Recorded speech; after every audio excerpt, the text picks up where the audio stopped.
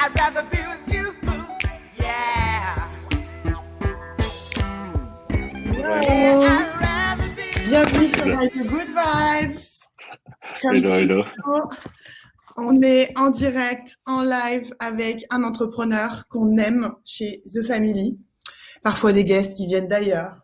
Parfois c'est en français, parfois c'est en anglais. Aujourd'hui, on a décidé avec Tongé de la faire en français. Parce que, d'ailleurs, ce serait pas mal d'en parler, ça, parce qu'on pense que ce sujet-là, faut le moins de friction possible et le traiter de manière le plus locale, parce qu'on a un sujet qui est local aussi, principalement avec ce dont on va parler. Donc, les amis, vous pouvez évidemment chatter direct. Il y a un chat à droite. Vous pouvez poser toutes vos questions et surtout, on va vous amener à commenter et à suggérer, à faire des propositions. Comment ça va, Tanger? Ça va très bien et d'abord je veux te remercier pour avoir accepté d'échanger avec moi sur ce sujet. C'est un sujet qui quelquefois met les gens mal à l'aise.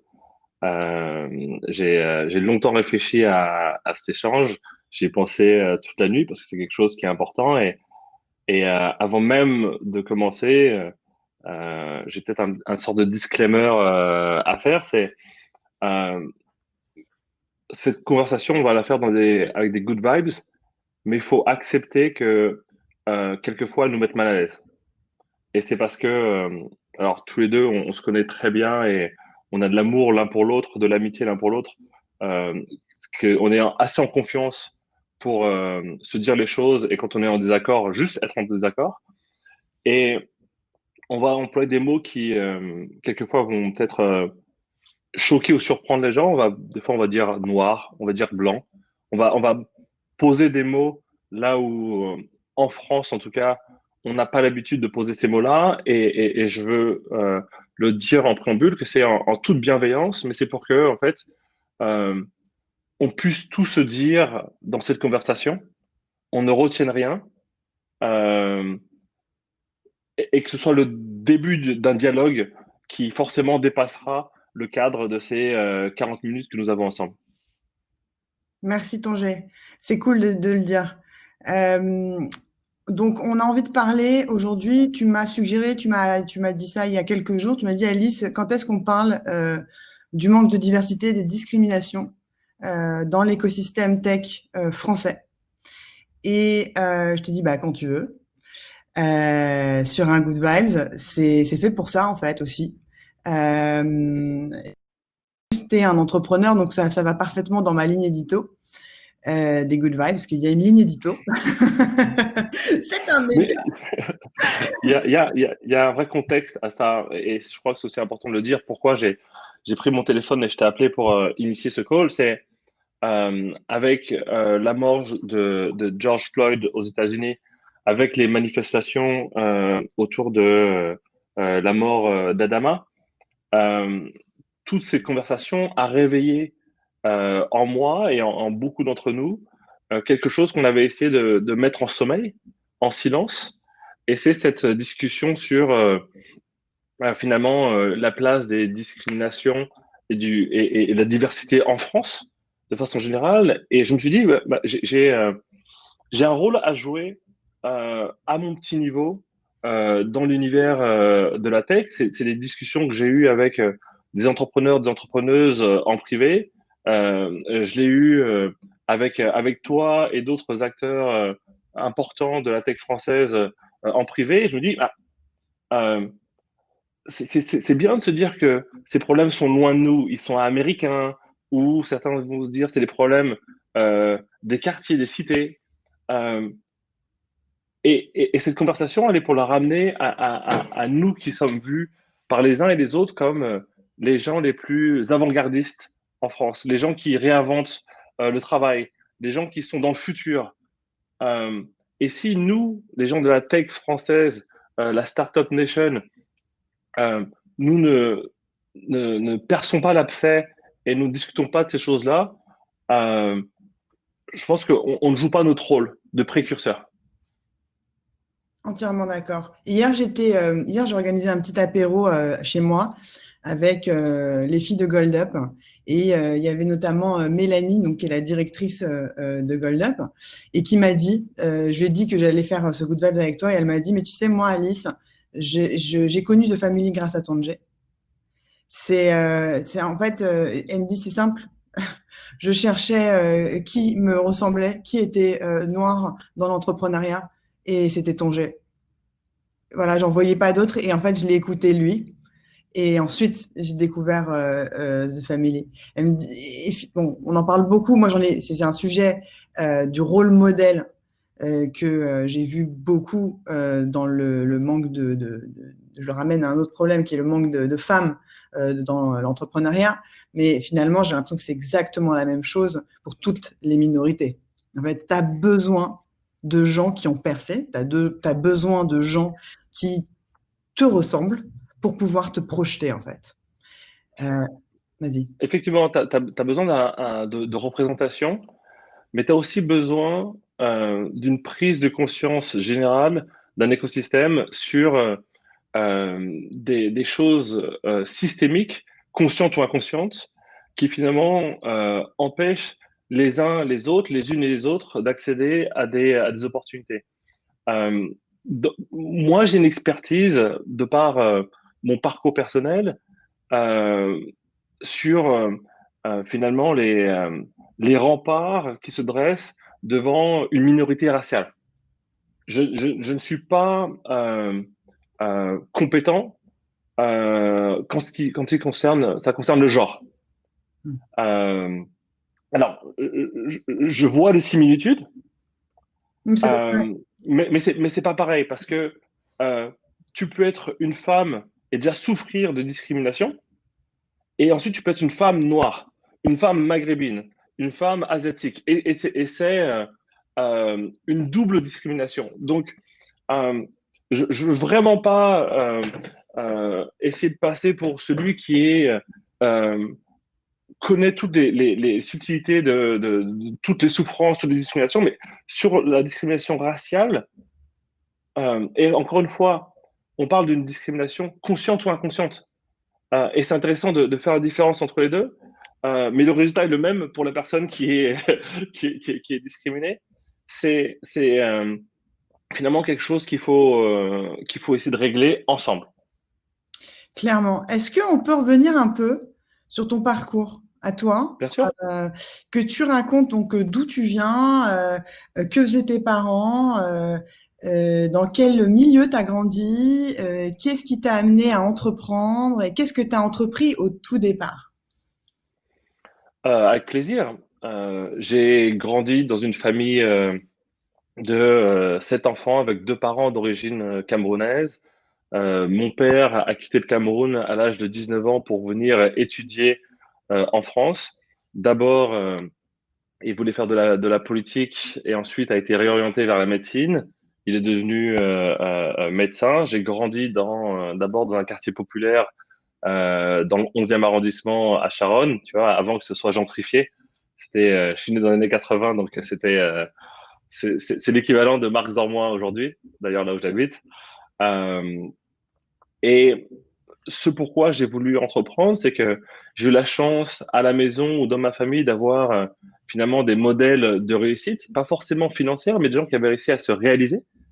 Des gens qui, comme mon père, comme mes oncles, même s'ils avaient quitté un pays qui, selon eux, était défaillant, euh, travaillaient tous les jours dans la reconstruction de ce pays en étant dans l'opposition politique et en créant des comités et des réunions auxquelles j'ai pu assister dans mon salon à la maison. Donc, ce sentiment de euh, fierté autour de modèles finalement qui me ressemblaient euh, s'est construit complètement à côté de ce que je pouvais voir dans les médias sur la représentation de l'homme ou de la femme noire. Quand j'ai grandi, il y avait la noiraude, la vache à la télé, il y avait Banania et tout ça. Mais j'ai eu la chance d'être protégé dans un cocon familial où on m'a insufflé de la réussite. Pourquoi j'ai entrepris? C'est parce que j'avais ce désir de raconter des histoires pour inspirer euh, mes camarades, des camarades qui avaient pas forcément des origines 100% françaises, mais je voulais aussi inspirer mes camarades français blancs pour leur montrer que finalement, des gens comme moi avaient une histoire qui était riche et qui était assez riche pour être partagée. Et donc, c'est comme ça que je me suis intéressé au cinéma, au storytelling. Et comme je n'avais aucun accès euh, dans cette industrie, j'ai dû créer mes propres opportunités. Et ça a commencé très tôt avec mes frères et mes cousins à créer Bacni, qui était une petite association où on écrivait nos aventures et après on allait les tourner.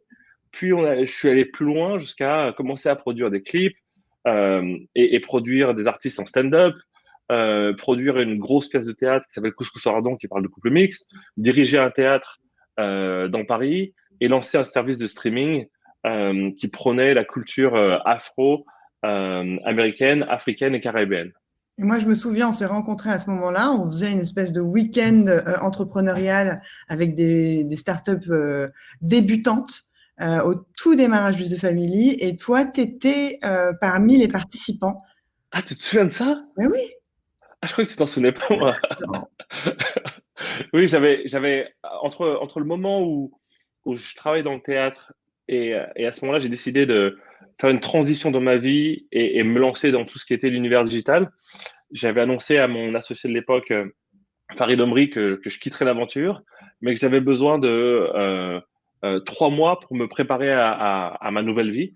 Et donc, j'écumais tous les startup week-ends, je lisais un maximum de livres sur tous ces sujets du Lean Startup et autres.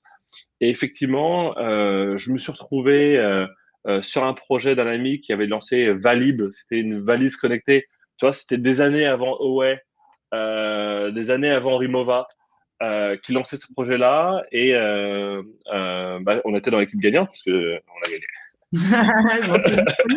Je m'en souviens très bien. Et entre ce moment-là et donc là, on a commencé à se fréquenter. Mmh. Et entre ce moment-là et AfroStream, qu'est-ce qui s'est passé? Il s'est passé un été où j'ai décidé d'aller dans la Silicon Valley, dormir sur le canapé d'un pote à moi. Et alors, j'avais pas beaucoup d'argent, mais je passais toutes mes journées dans les meet-up. Donc, j'écumais tous les sites de meet-up, j'y allais et j'écoutais les idées des autres. J'écoutais leur façon de s'exprimer. J'ai découvert leur mindset, j'ai découvert leur générosité. Euh, je me suis à l'époque, je parlais pas spécialement anglais couramment. J'ai débloqué en moi certains blocages et j'ai commencé à atteindre une partie de mon potentiel. Et en revenant de ce voyage aux États-Unis, j'ai lancé AfroStream. Donc il y a juste un été qui a séparé le lancement d'AfroStream et notre première rencontre. Donc toi, si tu veux, il y a un truc quand même chez toi, c'est que dans tout ce que tu racontes, tu t'autorises, tu ouvres la porte, t'attends pas qu'on t'invite, t'y vas. Mais depuis très longtemps, c'est pas nouveau. Depuis très longtemps. Tu as toujours été comme ça. C'est là où mon profil est un peu atypique. Et alors, je suis pas un super-héros, Non, j'ai mais rien c'est pour ça que t'es un des d'extraordinaire. rares, c'est pour ça que tu es un des rares noirs à être dans la tech, en vrai. C'est parce que tu as ce truc-là. C'est comme, et encore une fois, moi je suis désolée, j'ai un framework assez meuf. Et pareil, je vois souvent des remarques sur les meufs qui sont les rares à avoir percé. On dit souvent que ce sont des super Lara Croft, enfin, des espèces de superwoman, un peu ovni, quoi. Et c'est ce que j'essaie de changer en fait. C'est pour ça que lorsque j'ai fermé AfroStream, parce que ça, on n'avait pas assez de moyens pour continuer l'aventure, j'ai écrit une lettre ouverte assez longue qui a été beaucoup relayée, où j'ai partagé ma vulnérabilité en tant qu'entrepreneur, parce que c'était construit autour de moi comme ça un côté euh, rôle modèle inatteignable. T'es un homme noir fort, en plus, comme t'es noir, en plus t'es cool. Euh, et j'avais envie de montrer aux gens, en fait, non, je suis juste un être humain, en fait. Je me suis, j'ai réclamé mon humanité et de dire, je suis comme les autres, ça n'a pas marché, je vais vous expliquer pourquoi, pour deux raisons. Parce que il faut pas que mon échec soit la raison qu'on utilise pour dire que, en fait, un CEO noir qui lève plus de 4 millions de dollars, euh, c'est un échec pour tous les autres. Il a fallu que je documente mon histoire parce qu'il y avait vraiment ce risque-là de se dire, regardez, on a donné de l'argent à un entrepreneur noir, ça n'a pas marché. Alors, et combien d'entrepreneurs ensuite sont venus me rapporter que on me citait en exemple euh, comme raison de finalement, regardez, les entrepreneurs noirs pour qui ça marche, on n'en connaît pas, on pensait qu'il y avait Tonjay, regardez, ça marche pas. Le jour où euh, j'ai annoncé publiquement que AfroStream s'arrêtait, coïncidait avec le jour d'un événement tech à HEC. Euh, on m'a rapporté que à un moment, il y avait mon visage en grand sur un écran en parlant des startups, des gros échecs de l'année. Ça, c'était le même jour, tu vois. Euh, ça marque parce que quand il n'y a qu'un exemple de réussite, entre guillemets, et qu'il est racisé, parce que je suis noir, tout d'un coup, tu portes tout ce poids-là et La euh, responsabilité de réussir. la responsabilité de réussir. Et donc, c'était important de redire aux gens, non, en fait, je ne devrais pas porter cette responsabilité. Il devrait y avoir plus d'exemples de réussite. Et c'est pour ça que quand on définit la réussite, aujourd'hui, dans la tech française, on regarde qui lève des fonds. Nos amis de chez Madines souvent mettent les photos de famille de fondateurs ou d'équipes qui ont levé. Donc, consciemment ou inconsciemment, pour des VC, pour des partenaires dans des incubateurs et autres, une équipe qui réussit ressemble à ce profil-là. Donc, plutôt blanc, plutôt d'école de commerce et euh, entre 25 et 35 ans. Tous les éléments qui viennent un peu chahuter cette image ne sont pas associés à du succès. Donc, c'est euh, euh, vous êtes racisé. Je préfère dire racisé comme ça, comme il y a tellement de différences et de subtilités, c'est plus simple pour moi. Donc, vous êtes racisé. Ah, euh, est-ce que vous avez fait telle école? Est-ce qu'on se sent à l'aise avec votre sujet? Et tu sais ce qui s'est passé ces 5 dernières années? Pour être plus à l'aise, les entrepreneurs racisés ont développé des projets qui avaient un lien direct avec leurs origines, comme un sorte de diplôme, ou comme un sorte d'expertise irréfutable que finalement les VC et les responsables d'incubateurs ne pouvaient pas leur nier. Parce que tout d'un coup, si je suis racisé et je me lancer dans quelque chose, dans la cybersécurité, on va me dire, ouais, mais non, non, non. Moi, tu sais, je fais du mentoring. J'ai une entrepreneuse qui, j'ai failli fondre en larmes, qui me disait, mais Tonjé, chez une spécialiste, une des rares spécialistes françaises de la cybersécurité, qui lance son propre service. Et je dis, bah, tu veux contacter des clients, maintenant tu as fait ton offre, juste envoie-leur des mails, des messages sur LinkedIn, c'est ce qu'on fait tous, c'est assez simple. Et on a eu une conversation pendant 1 heure comme ça, durant la séance de mentoring. Et ensuite, elle m'envoie un mail pour me dire, Tonjé, ce que j'ai pas pu t'exprimer tout à l'heure, c'est que, vu mon nom maghrébin et le fait que je suis une femme, même si je suis l'une des meilleures en cybersécurité, je sais que ces hommes blancs ne vont pas me répondre. Et même si j'aime être optimiste et positif, à un moment donné, tu regardes juste les faits. Et je ne suis pas là pour pointer du doigt qui que ce soit. On a tous nos travers. On a tous, à partir du moment où on accepte tous qu'on a des bias, on peut travailler dessus. Et donc, à la fois, les entrepreneurs racisés doivent accepter de se dire, OK, bah, c'est pas parce que je suis d'origine africaine que je vais faire quelque chose qui a un lien en Afrique. C'est pas parce que je viens d'un milieu social que pour justifier le fait que je fasse, va falloir que je fasse un projet dedans. À un moment donné, faites ce que vous voulez faire. Maintenant, on va essayer de faire en sorte que l'écosystème vous donne votre chance. C'est pas un hasard que le seul endroit où on voit des talents racisés exceller de façon publique, ce soit le sport. Pourquoi? Pas parce que les Noirs et les Arabes et les gens racisés ont plus de capacités physiques. Ça, encore une fois, c'est un grand cliché. La raison pour laquelle on voit une représentation plus importante que la norme, c'est que, en fait, on leur donne les mêmes chances que les autres dès le départ. Ils ont accès très tôt à la même formation, À l'infrastructure. dès le départ. Donc, euh, ils ne sont pas meilleurs que les autres, ils sont aussi bons que les autres. Et comme en France, dans des hautes instances ou des grosses boîtes, on a peu l'habitude de voir des gens racisés à des postes influents, on regarde l'équipe de France, on se dit, mais il y a une surreprésentation des minorités dans l'équipe de France. Mais non, il n'y a pas une surreprésentation. Il y a une sous-représentation dans tout le reste, en fait. Donc, il y a de la compensation, c'est ça que tu expliques. Il y a juste, oui, il y a juste une compensation.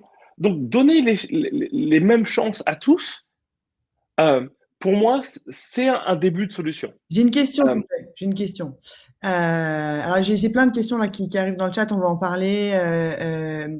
Moi, j'ai fait intervenir Oussama chez Gold Up et il a dit aux filles, c'est une vidéo qui a fait 100 000 vues sur la chaîne YouTube. Il a dit aux filles, écoutez les filles, arrêtez vous êtes des femmes dans la tech, cherchez pas, vous n'allez pas pouvoir lever des fonds, ça va être beaucoup trop compliqué. Jouez avec les cartes qui vous sont données. Vous êtes des entrepreneurs, vous voulez faire votre place, alors utilisez les moyens qui sont à disposition, sinon allez faire de la politique. Globalement, c'est ce qu'il leur a dit. C'était assez choquant, mais pour beaucoup, ça a été aidant en mode, ok, tu sais quoi, on va jouer avec les cartes qu'on a et on fera comme ça. Et si je comprends, on peut ne pas être d'accord avec ça, tu vois, mais… Je suis pas d'accord. Oui, voilà. Est-ce que, moi, ce que j'entends là dans ce que tu viens de dire, c'est que il y a aussi un rôle aux institutions, il y a un rôle aux incubateurs, il y a un rôle qui est donné à tous ceux qui créent cette infrastructure finalement. Quand tu parles d'infrastructure pour les sportifs, c'est à cette infrastructure d'être ouverte et d'être disponible pour tout le monde. Vas-y. Je pense qu'on a tous un rôle à jouer. Et donc, la première chose par rapport à la remarque d'Oussama, que je transpose dans le cadre là, des races, donc il ne parlait pas des races, il parlait du genre, mais dans le rôle de la race, c'est d'abord, on ne va pas retirer à une personne qui est victime de discrimination, son statut de victime. On va pas lui en plus le lui retirer. C'est important qu'on dise que en fait tu es une victime, mais si tu restes à t'apitoyer sur ton sort, si tu restes à te dire que tu es une victime, finalement toi aussi tu fais partie du problème. Et en fait je dis non. Le racisme, l'oppression, la discrimination est une vraie souffrance. C'est un virus, c'est un cancer moderne. Donc déjà, on va poser le problème sur la table. Oui, il y a de la victimisation. Par contre, ça ne veut pas dire que ceux qui sont à l'origine de cette victimisation le font de façon consciente. Certains le font, d'autres non. Mais on ne retire pas à une victime qui est en train de vivre une souffrance son label de victime. Ça, non. Ensuite, il y a qu'est-ce que ces personnes peuvent faire. Si cette personne a un tempérament d'entrepreneur ou d'entrepreneuse, oui, elle a ce mindset de créer des solutions pour pouvoir se débrouiller. Tout le monde ne peut pas avoir ce mindset. Il faut le dire clairement parce que ça devient toxique. Tout le monde n'est pas armé pour pouvoir avoir cet impact sur son environnement. Déjà, ça c'est clair. Certains veulent aussi… Tout le monde n'est pas fait pour être entrepreneur. Tout le monde n'est pas fait pour être entrepreneur. Okay. Ensuite, il y a des gens qui sont de très bons employés, qui aimeraient rejoindre des aventures, donc qui sont dans une position où ils aimeraient rejoindre une licorne française, ils aimeraient rejoindre une start-up en tant que de différents postes. Ces personnes-là, employés, ces personnes-là, en fait, euh, ont besoin que la personne responsable des RH ou que l'équipe dirigeante euh, ouvre la porte. Ouvre la porte, pas nécessairement sur la base de la race. Moi, je suis contre les quotas, mais se disent qu'on va donner les mêmes chances à tout le monde. Et je comprends. Oui, mais attends, ok. Sauf qu'on va donner les mêmes choses à tout le monde, mais on est plein de biais inconscients. Si tu fais pas de quotas, ça marche comment? C'est là où j'allais venir. Je ne suis pas pour les quotas, mais je suis pour que les gens se posent des vraies questions. Donc, c'est pas surprenant que quand tu commences Je une crois que les startup, choses changent sans objectivement créer voilà, des objectifs chiffrés. je crois que les gens changent quand on leur met la pression. Et la pression Mais ne la vient paix. pas forcément avec les quotas. D'accord. La pression vient avec la pression des réseaux sociaux, la pression de tes employés. Hmm.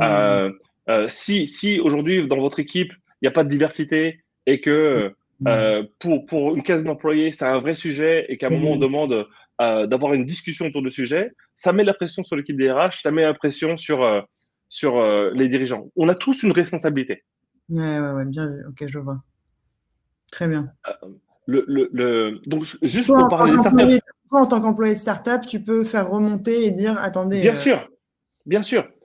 Parce que à un moment donné, c'est bien d'aller mettre des carrés noirs sur Instagram et de dire Black Lives Matter, oui, on est tous concernés. Et à un moment donné, surtout dans ton regardez la photo bureau. de famille. Voilà, regardez la photo de famille de son entreprise. On est 45 et on se ressemble tous plus ou moins. Donc, ce que je voulais dire, et je pense que c'est très important, c'est de dire, moi, je comprends tout à fait que quand on commence une aventure entrepreneuriale, on la commence avec des gens à qui on a accès. Donc, que vous commenciez à 5, 10, même les 20 premiers, qui est peu de diversité, c'est pas grave, parce que je comprends, il n'y a pas de temps, c'est dans le rush. Quand vous dépassez les 50 employés, là, il y a un vrai sujet. Il y, Hmm. y, y, a un vrai sujet sur le côté intentionnel Hmm. ou non d'inclure de la diversité. Hmm. Et la question qu'il faut se poser, c'est euh, pourquoi les talents ne viennent pas à vous? Ou finalement, quel est votre mode de recrutement? Est-ce que c'est des potes de potes de potes? C'est souvent Et ça.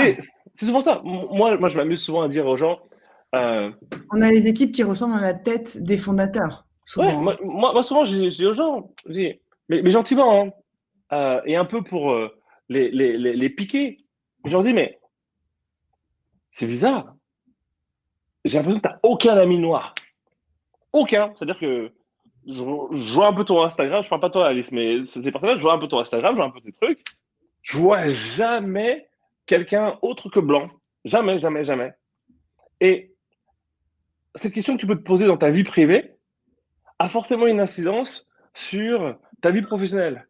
Si ces gens-là, cette diversité, cette différence, tu ne la vois jamais, ou la seule fois où tu interagis avec, c'est parce que tu as un livreur Deliveroo ou quelqu'un que, qui est à ton service à un moment donné, dans ta tête, tu n'arrives pas à projeter de l'expertise, de la réussite, de l'innovation dans quelqu'un qui vient de cette ethnie-là. Une autre chose importante, c'est, euh, on en a parlé tout à l'heure, je suis allé aux États-Unis avant de lancer AfroStream, mais j'y suis retourné lorsque AfroStream a été incubé à Y Combinator, donc j'ai habité dans la Silicon Valley, Donc, tu et as pu j'ai toujours comparer regardé avec des... le système Oui, j'ai pu américain, comparer. comment ça se passait. Et un système américain qui est loin d'être parfait, ça fait la conversation autour des races et la discrimination a commencé vraiment aux États-Unis qu'il y a 5 ans dans le milieu corporate. Alors ça arrivait un peu plus tard dans le milieu startup. Depuis 2, 3 ans, on en parle. Il y a des efforts qui sont faits, mais qui sont encore loin d'être suffisants. Mais ce par quoi les États-Unis ont commencé, c'est de dire ah, vous les minorités, si vous vous plaignez trop du fait de ne pas avoir de place dans nos institutions, créez les vôtres.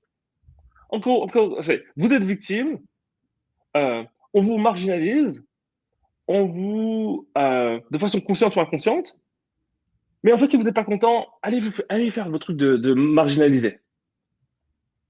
Gros backlash, bien sûr, c'était pas quelque chose qui pouvait fonctionner. Et maintenant, l'idée, c'est de dire, mais pourquoi dans les boards, il n'y a pas plus de diversité?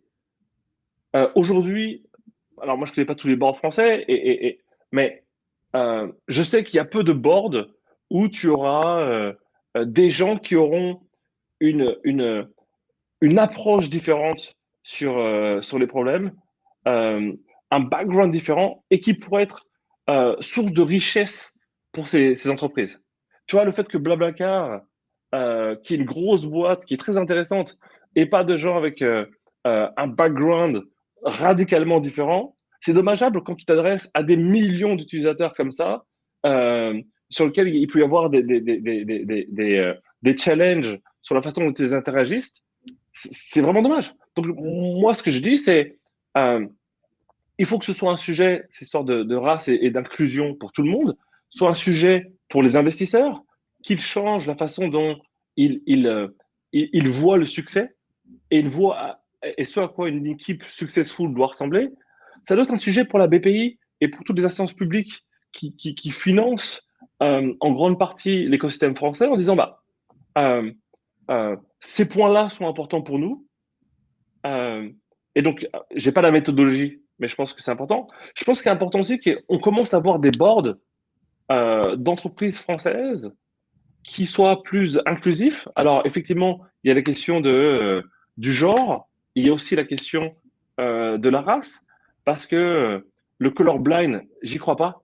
Ah oui, c'est ce que demande Euh, le Saïd. colorblind, le colorblind, tu sais, moi je dis toujours, hein, quand certains jeunes blancs sont ados, ils rêvent de devenir black. Ils disent même pas noir, ils disent black. On veut devenir black, black, black. Jusqu'à ce qu'ils arrivent à l'âge de 25 ans où ils cherchent du travail et là, ils veulent absolument pas devenir black. Et donc, ça veut bien dire quelque chose. Le colorblind, j'y crois pas du tout. On voit les couleurs, je vois les couleurs, je les exprime. Est-ce qu'une couleur définit une personne? Non. Au contraire, et c'est tout mon propos en fait. Une couleur ne définit pas une personne. Mais si une couleur empêche une personne d'accéder à des opportunités, là j'ai un problème. Et parce que je sais que ce sujet est épineux, certains entendent, Tonje dit, OK, euh, on doit donner des postes à des gens de couleur. C'est pas ce que je dis. Donner l'opportunité aux gens de candidater pour ces postes et de prouver ce qu'ils savent faire. On n'est pas là à faire la mendicité. Donnez-nous la même chance. Et effectivement, ça passe. Ce que je dis dépasse le cadre des startups. Bien sûr, ça a une incidence sur les écoles. Un tout petit peu plus profond, enfin, tout, pour approfondir le sujet, parce que il y a une histoire de langage, il y a une histoire de code, il y a une histoire de. C'est pas juste ah bah parce que les mecs vous pourrez te répondre. Nous on a posté des offres, voilà les candidatures qu'on a reçues. Regarde il y a zéro gens différents, il y a zéro. Euh, qu'est-ce que tu vois, qu'est-ce que tu réponds à ça? En gros, il y a un effort, il y a une volonté, il doit y avoir activement une volonté d'aller chercher des gens qui, a priori, ne candidatent pas. Tout à fait. Parce que, Comment on fait ça? en fait, poster une annonce sur LinkedIn ou autre euh, efface pas d'un coup comme ça. Moi, j'ai 40 ans à la fin d'année. Et depuis Tu que je fais suis beaucoup né, moins, tu fais beaucoup moins. merci. Ouais. 40 ans C'est de, 40 ans de micro-agression. 40 ans de façon consciente ou inconsciente, de discrimination. Donc, c'est pas parce que tout d'un coup, tu postes une annonce que, tout d'un coup, tous ces bias que j'ai dans ma tête euh, sont retirés. Donc, effectivement, il faut un surinvestissement en termes de temps, en termes peut-être d'argent pour attirer ces talents. Oui, c'est un travail. Mais encore une fois, ce travail-là, cet effort-là, ramène-le à je pose mes trois carrés noirs, Black Lives Matter. À un moment donné, c'est si pour vous, le racisme, la discrimination, c'est le cancer de notre société, c'est le virus de notre société. Jusqu'où êtes-vous prêt à faire des efforts pour essayer d'amener une cure? On a été en confinement pendant 2 mois parce que quelque chose de terrible se passait dans notre société. Qu'est-ce qu'on est prêt à faire en tant qu'individu, en tant qu'entreprise, en tant qu'institution pour essayer au moins de corriger le tir sur ça? Et je sais que c'est embêtant parce que les entreprises se disent bah, on a d'autres choses à faire que de faire cet effort supplémentaire sur nos HR. Mais OK, ça en dit beaucoup sur vous. À un moment donné, euh, nous sommes tous des êtres humains, nous avons tous une conscience, nous construisons tous ensemble le monde dans lequel nous voulons vivre. Et il y a des choses pour lesquelles on est prêt à faire des efforts et des choses pour lesquelles on n'est pas prêt à faire d'efforts. Des gens sont prêts à passer des jours et des jours sur Airbnb pour trouver la maison dans laquelle ils veulent passer l'été. Pourquoi vous n'êtes pas prêt à faire cet effort quand il s'agit de chercher un pool de candidats euh, qui arriveront chez vous avec des expertises différentes? Où est-ce que tu mets le curseur? C'est toi, ta conscience et ce qui est important pour toi. Hmm. Alors, on a plein de questions, hein. Je vais essayer d'en lire quelques-unes. Qu'est-ce que tu penses, demande Yannick, de SoftBank, qui monte un fonds de 100 millions de dollars dédié aux entrepreneurs noirs. Apparemment, il y a Andreessen Horowitz qui lance un fonds aussi pareil pour les gens des milieux défavorisés. Qu'est-ce que tu en penses de ça? Je pense que c'est une pierre à l'édifice, mais le plus important pour moi, c'est pas encore une fois de dire ah, on va financer les projets des minorités parce que pour s'en sortir, les minorités doivent être tous des entrepreneurs. Ce que je dis, c'est cool, on va voir ce que ça donne, mais on parle de déconstruire ou redéfinir un système qui donne à tous les niveaux des opportunités égales aux uns et aux autres. Donc encore une fois, ce truc de tu dois être un entrepreneur si tu veux alléger tu vois, la discrimination ou ta souffrance, je suis pas d'accord.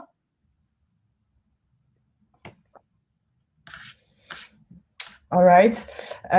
Bonjour tout le monde, très intéressant. Retour, excellent ton jet, ok. Beaucoup d'immigrés d'origine africaine souhaitent entreprendre en France et même pendant leurs études. Cependant, ils sont plus préoccupés de stabiliser administrativement. Du coup, ça prend un peu plus de temps quand ils ont fini leurs études et qu'ils ont trouvé du travail. Peut-être que l'État aurait beaucoup à gagner en étant plus souple sur ce sujet-là. Qu'est-ce que tu en penses? Là, on parle d'étudiants étrangers alors ça concerne tous les étudiants étrangers qui viennent en France. J'ai pas un avis particulier sur la question. Désolé. Mm. Ah, il y a Myriam Levin, ma copine de chez Chic Magazine, qui dit apparemment la tech française n'a pas trop la pression vu le nombre de femmes et de personnes racisées. Quand tu parlais de mettre la pression tout à l'heure, et tu parlais de la mettre de manière surtout, j'ai compris un peu bottom-up, quoi. C'est les employés. Exactement, exactement. Euh, Il ne faut pas se défausser. Euh, le leadership, surtout dans des startups, il est partagé.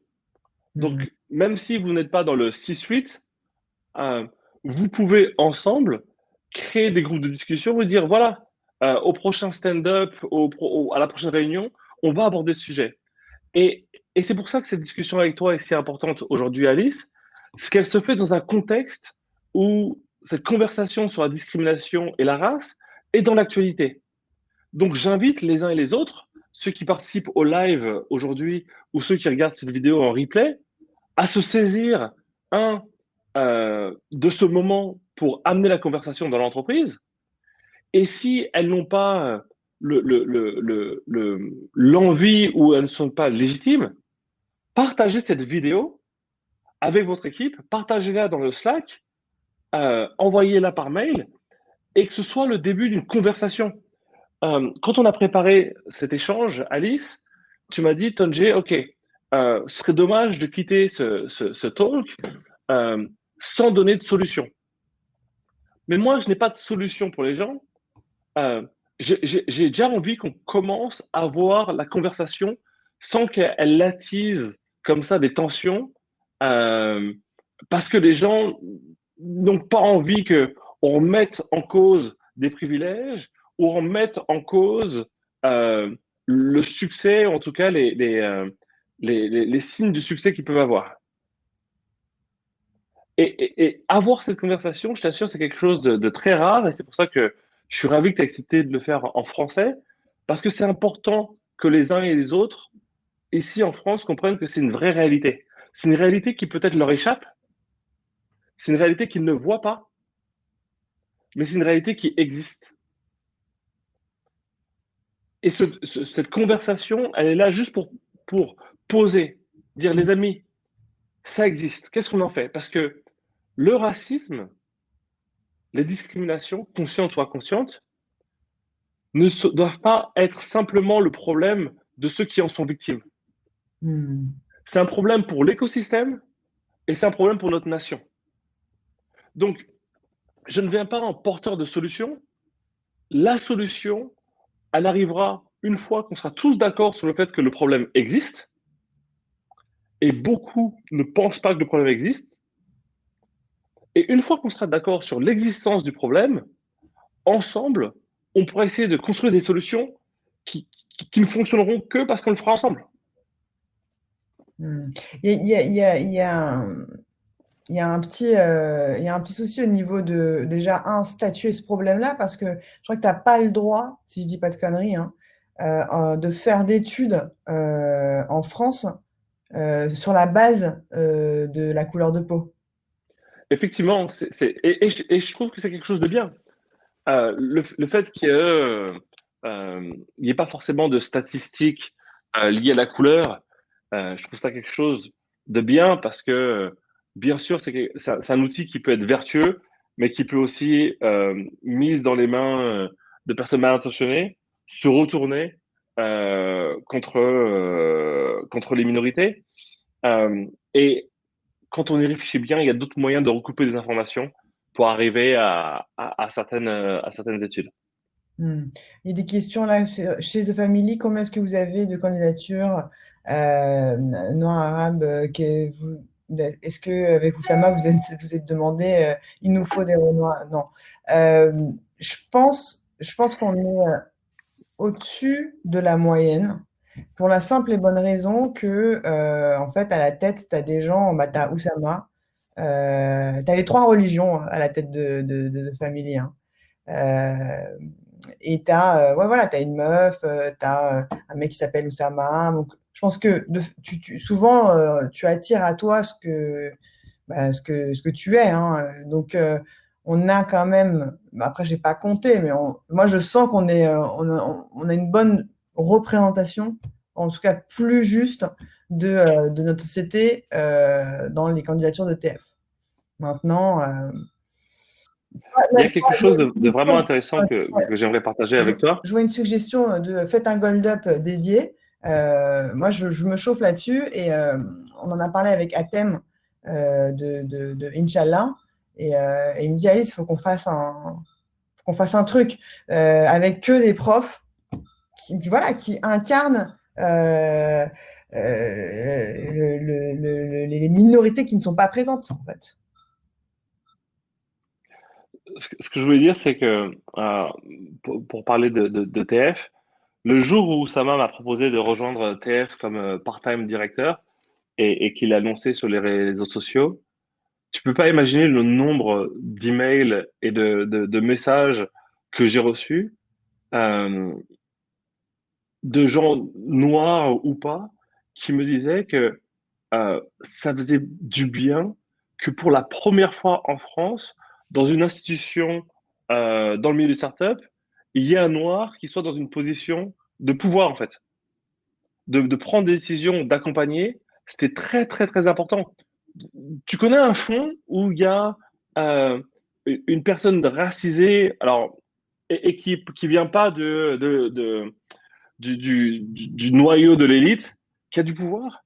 Pas des analystes, mais des gens qui peuvent prendre des décisions, des gens qui peuvent vraiment avoir un gros impact. Il n'y en a pas en fait. La vérité, c'est qu'il n'y en a pas. Tu vois? Et donc, le temps que j'ai passé ATF pour beaucoup été euh, un, un signe de progrès.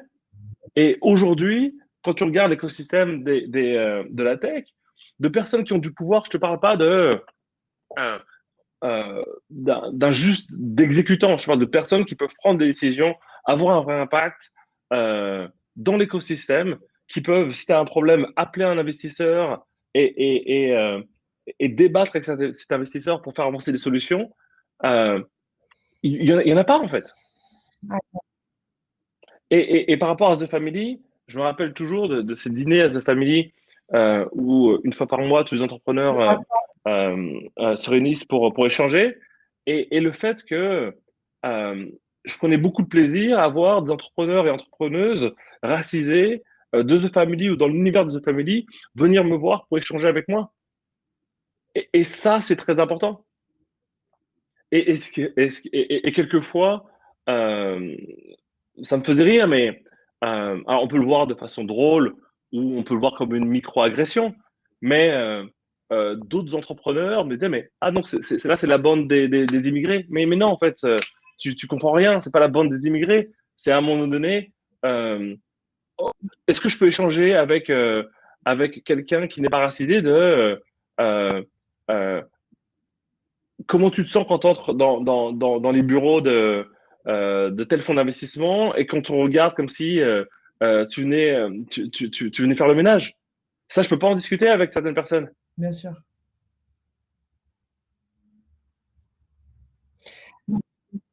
Donc, la vérité, c'est est-ce que je suis optimiste? Non. Je vais pas faire semblant. Tu vois, je pourrais essayer de terminer sur une petite touche. On n'est pas à la fin, Ah, mais mais à terminer la sur une fin, petite touche optimiste pour faire genre. ouais, ouais, Hein? On est à la fin? Ok. Je pourrais terminer sur une petite touche optimiste pour faire genre. Mais on n'est pas là pour faire genre. On a fait genre trop longtemps et maintenant, c'est plus le moment de faire genre. Aujourd'hui, j'ai envie de dire, la balle est au centre. Qu'est-ce qu'on en fait de cette balle? euh, La chose qui a changé là, avec tout ce qui se passe, et je pense que c'est exacerbé par le confinement et ce ras-le-bol, c'est que les minorités, en tout cas celles qui se sentent victimes, vont arrêter d'être silencieuses. Elles vont prendre comme ça, je prends l'exemple du cancer, désolé pour ceux qui sont victimes du cancer, mais c'est le terme que j'utilise, ce cancer qui les ronge, là, de cette discrimination, et en fait, au lieu de le garder pour elles et se faire ronger, elles vont le mettre au centre. Tout le monde, cette merde, tout le monde va se la partager, tout le monde va la voir, elle sera en face de tout le monde. Ça, c'est le minimum de ce que les personnes qui souffrent peuvent espérer, c'est au moins, on sera plus nombreux à porter le fardeau. Maintenant, est-ce qu'on est tous euh, volontaires pour apporter une solution? La balle est au centre. Mais c'est un début. ton jet. On va finir sur merci déjà d'avoir partagé ça. Merci à tous d'avoir été là. Moi, j'aime bien finir les good vibes sur une note musicale. Quelle est... Ah. De toute façon, c'est que le début de cette conversation. Enfin, voilà, on va faire rebondir la balle, hein. Tu m'envoies. Alors, ce serait quoi, genre. Je sais. Attends, il me semble, si je dis pas de bêtises, toi, t'es Lauryn Hill. J'avais choisi Ophélie Winter parce que c'était la meilleure chanteuse de R&B du monde. Mais non. Et donc, tu m'as choisi Lauryn Hill. Lauryn Hill, Ouais. ouais. Et c'est laquelle? C'est I find it hard to say. Je trouve ça difficile à dire. Mais t'as pas trouvé ça difficile à dire, en tout cas, là, pendant ce... Elle est sublime, cette chanson. Bon, c'était charmé? C'était cool. Merci pour l'opportunité d'échanger. Je l'ai fait vraiment en toute confiance. Parce qu'on est dans un cercle d'amour, de famille. J'espère juste que les uns et les autres n'hésiteront pas à partager cette vidéo quand elle sortira, parce que c'est le début d'une conversation importante. Cool. Merci à toi, Tongé. Merci à tous. Là, on part en chat roulette. Donc, vous pouvez cliquer sur le bouton networking et vous allez rencontrer toutes les 5 minutes des gens qui ont assisté à ce live. Et c'est le moment de continuer de prolonger la conversation, en fait. Et on n'est pas… Voilà. Moi, j'aime bien l'idée de dire on n'a pas des solutions qui sont là et qui sont données. Mais déjà, de libérer la parole, c'est step one. Et on verra pour la suite. Merci à tous. On se retrouve. Faut appuyer sur le networking, les amis. Gros bisous. Ok, à tous.